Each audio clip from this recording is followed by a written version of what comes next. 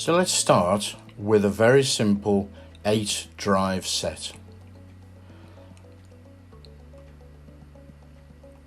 Now these icons can be spinning disk, they can be flash drives.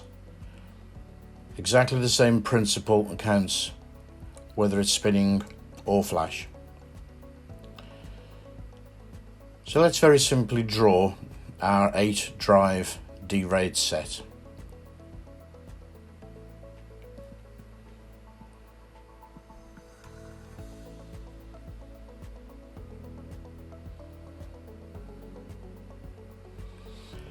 Now the options we have for DRAID when you create the drive set is distributed RAID 5 or distributed RAID 6.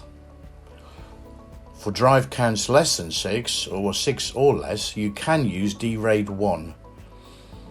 But for drive counts above 6, it'll be DRAID 5 or DRAID 6. In this example, we're going to use DRAID 6. And with 8 drives, the maximum stripe width we can do is 5 plus P plus Q. This will be 5 data strips and 2 parity strips.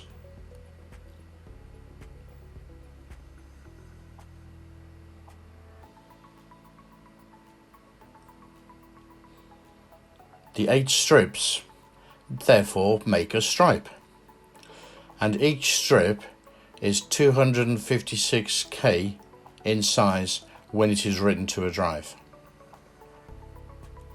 Obviously, the larger stripe widths, the more strips included,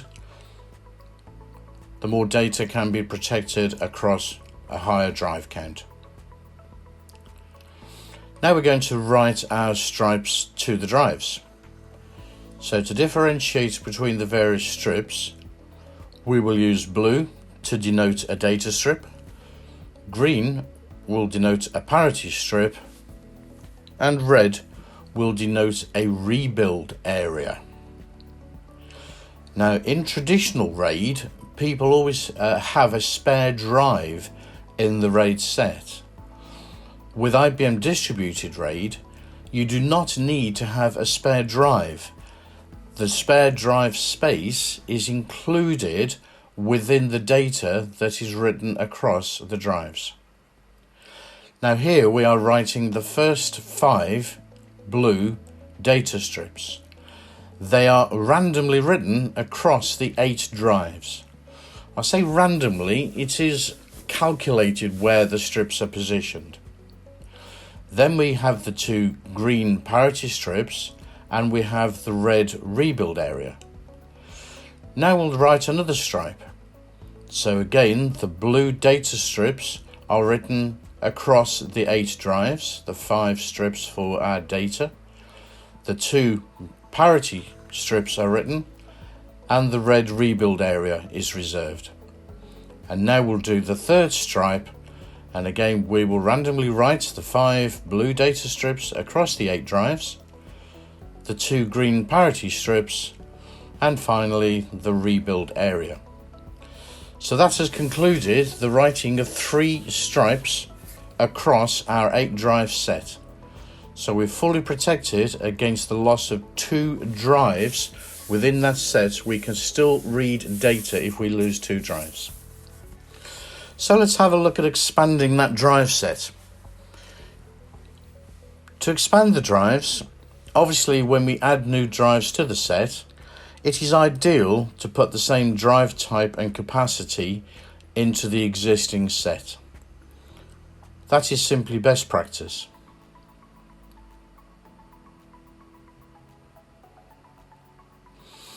We can also add a number of drives at the same time. This is limited to 12, so anywhere between 1 and 12 drives can be added to the existing DRAID set to expand it by the additional capacity. An important thing to note is that the stripe width will not change. So even though we've put 12 drives, we're going to add an extra 4 drives to this set as an example to make 12 drives.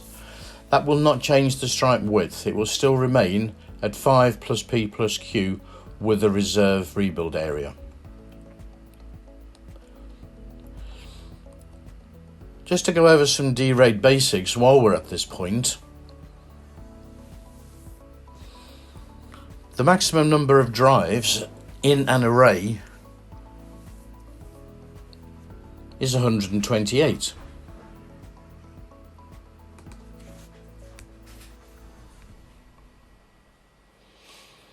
Within an I/O group, we can also have up to 10 arrays. So if you simply calculate that, that's over 1200 drives.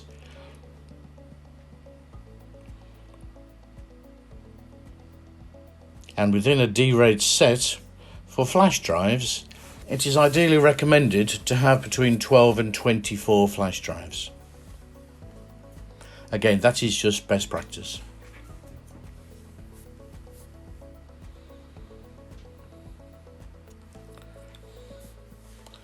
So what we'll do now is we'll show you another drive layout with the 12 drives. So we'll take our 8 DRAID set and we'll expand it by a further 4 drives. In typical Blue Peter style, here's one prepared earlier. Now again, we will write our data strips to those drives.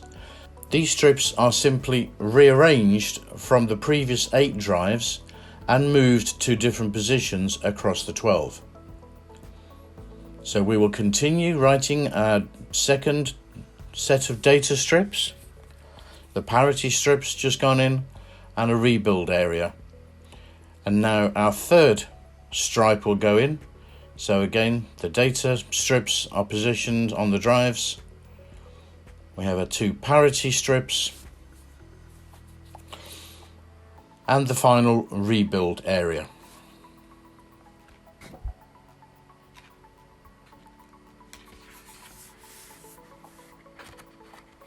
So there we have it.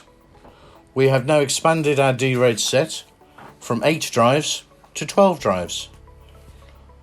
All the data has been reorganized across the 12 drives, and that feature takes place in the background. It does not upset or hinder any online transaction processing. If during the rebuild a drive should fail, then the rebuild and distribution process is suspended while the drive failure is handled, and once that has been handled, then the rebuild and the expansion will continue. So as we say, the data is now distributed over the 12 drives. Data set has been expanded. So we go back to the question, is it easy to expand an IBM DRAID set? Simply put, yes. So I hope that has helped. I look forward to talking to you on the next edition of Chili Chat. Thank you.